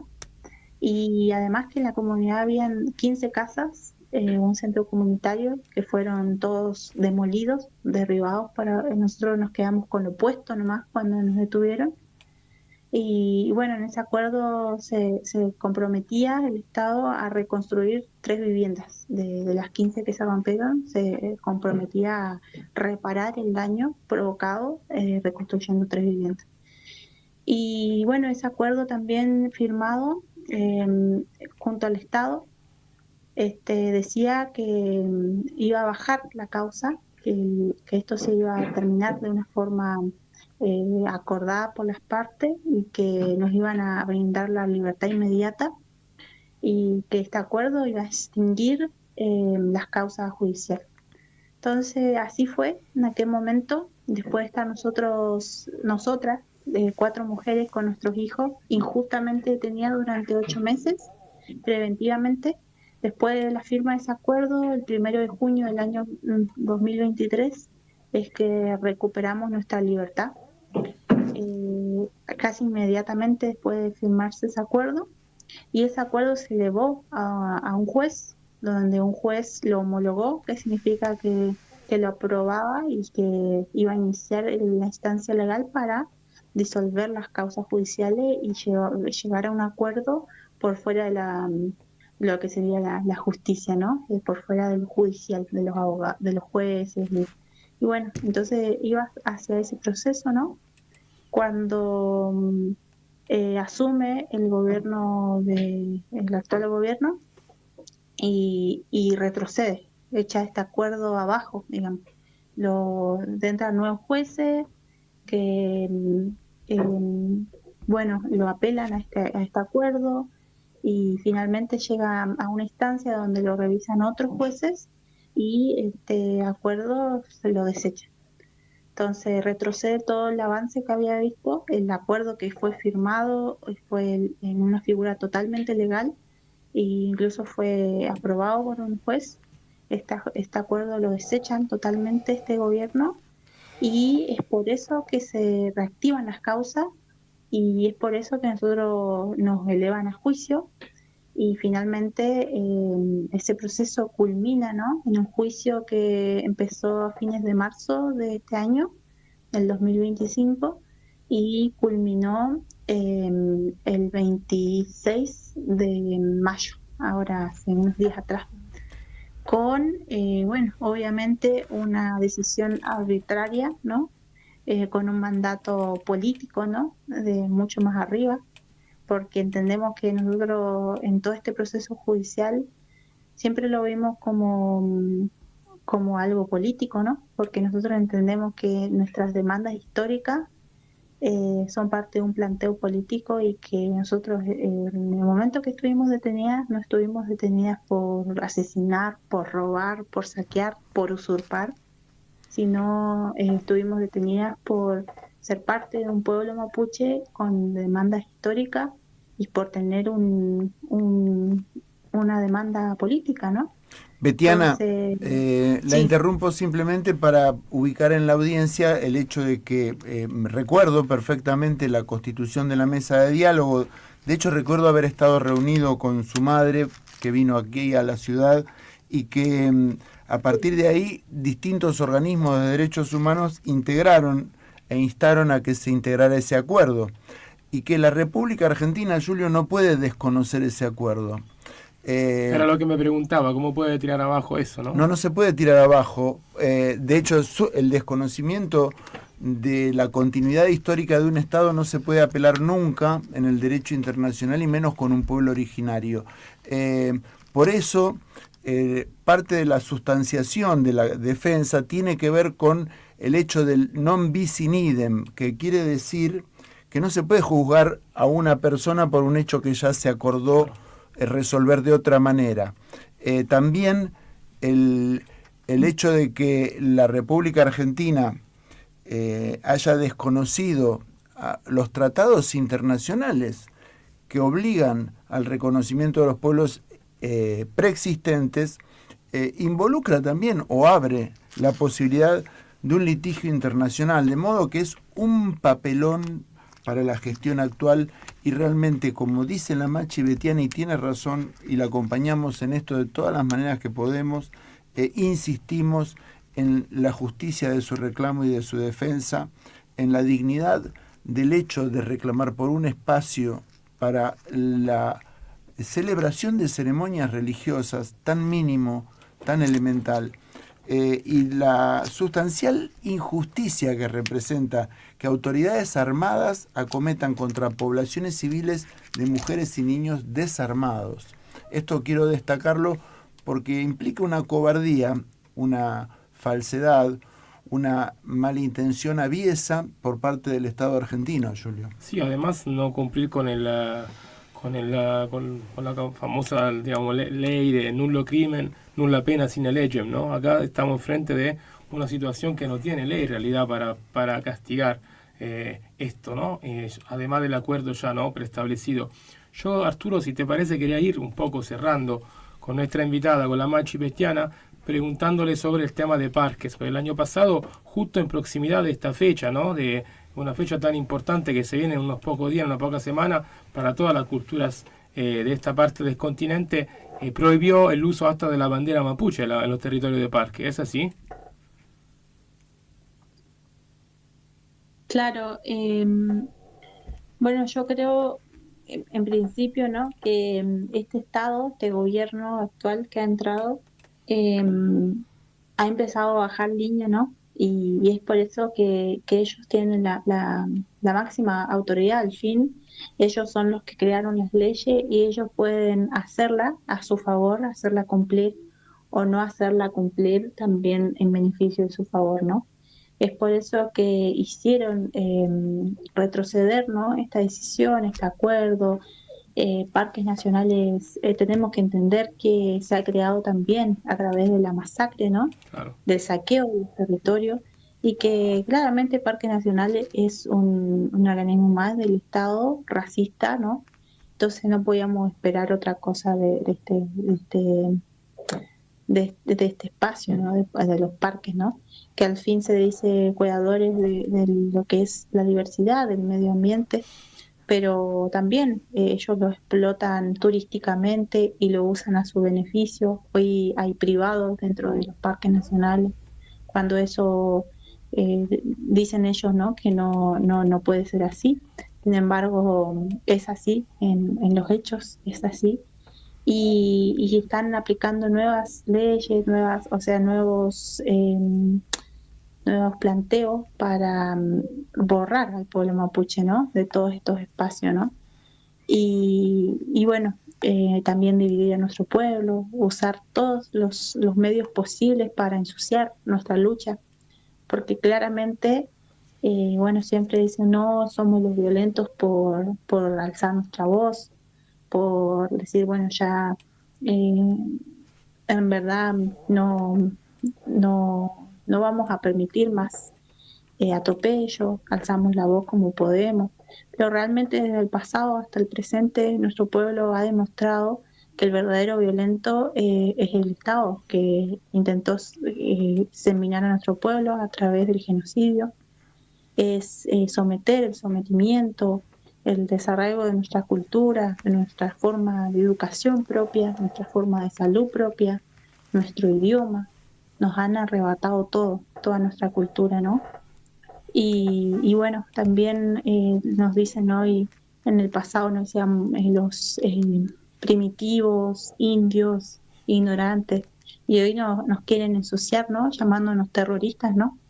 Y al fin, la única violencia que es justificada es la del Estado y sus fuerzas represivas, y justifican esa violencia a través de falsas, de mentiras, ¿no?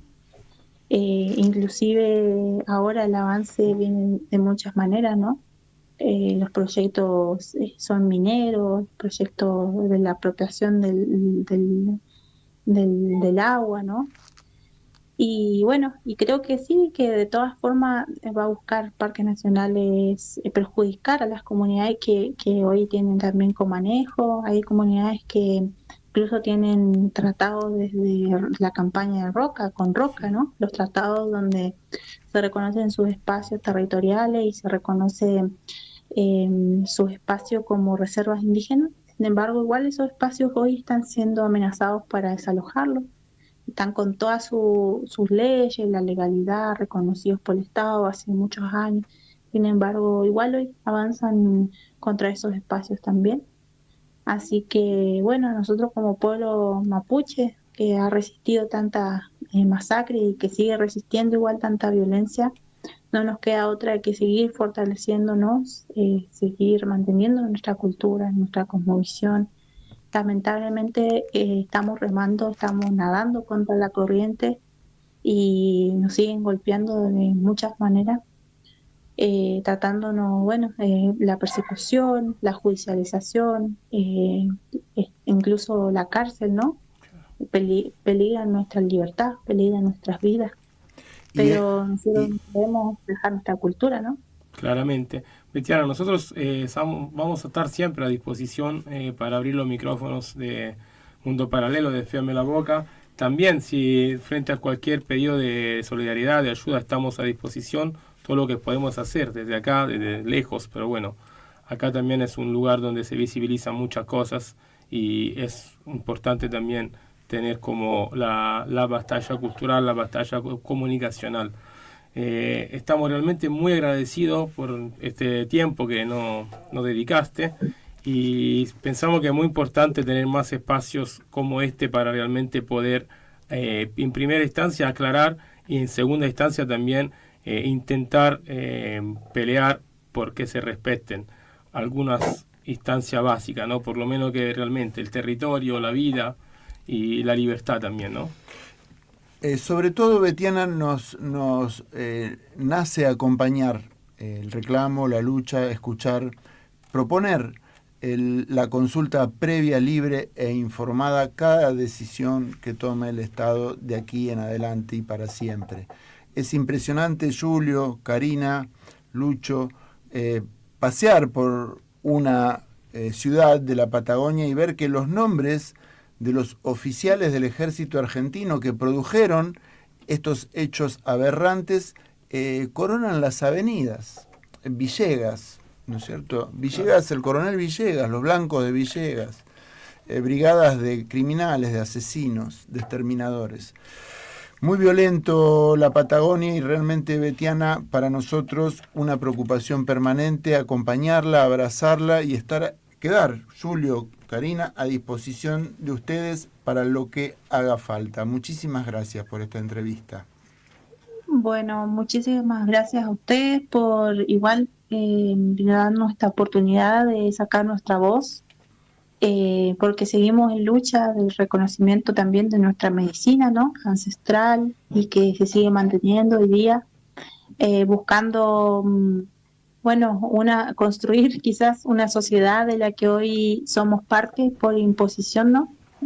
Hoy somos parte de esta sociedad porque nos han impuesto una nacionalidad a fuerza de latigazo y de tortura y genocidio, y hoy creemos que es importante poder convivir de la mejor manera posible, ¿no?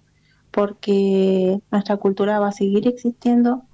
Y creemos que la mejor forma es poder establecer un respeto, poder comprendernos como culturas, ¿no?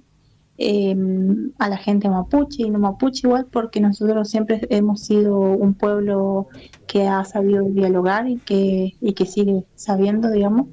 Entonces, bueno, agradecer este espacio de diálogo, de intercambio y, bueno, mandarles un saludo igual a ustedes, a toda la gente que apoya nuestra digna lucha. No es una lucha justa, pero sí es una lucha digna que vamos a seguir manteniendo con orgullo, porque es nuestra sangre, es esta sangre mapuche la que corre por nuestras venas y nosotros somos hijas e hijos de la naturaleza. Entonces, no nos queda otra opción más que resguardar la naturaleza, proteger la naturaleza y seguir resguardando este conocimiento que heredamos de nuestros antepasados.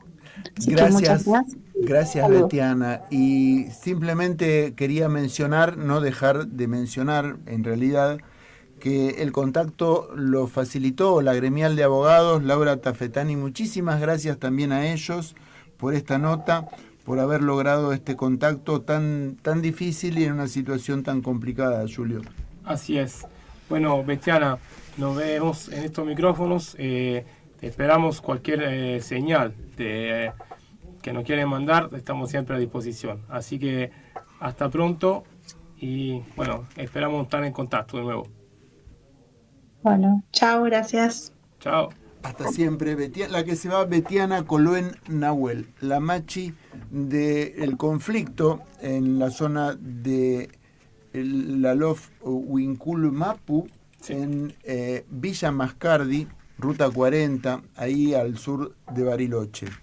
Y el reclamo de un sitio sagrado, parece mentira, eran 7 hectáreas, no 20, ni siquiera reclaman toda la zona de Mascardi, apenas un punto que ellos consideran históricamente su sitio ceremonial. Increíble, Julio. Es así. Bueno, Arturo, después de estas 2 entrevistas de hoy vamos cerrando nuestro programa Mundos Paralelos, Periodismo Filosófico y Cosmovisión. Hoy la verdad que hablamos de historia, de Segunda Guerra Mundial, hablamos de la historia también de la Argentina, del presente, de este presente que ya hay que cambiarlo, ¿sí?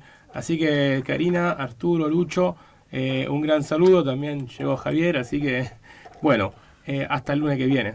Que les quede claro, no en nuestro nombre. Y hasta el lunes que viene, por FM La Boca, Mundos Paralelos. Periodismo filosófico y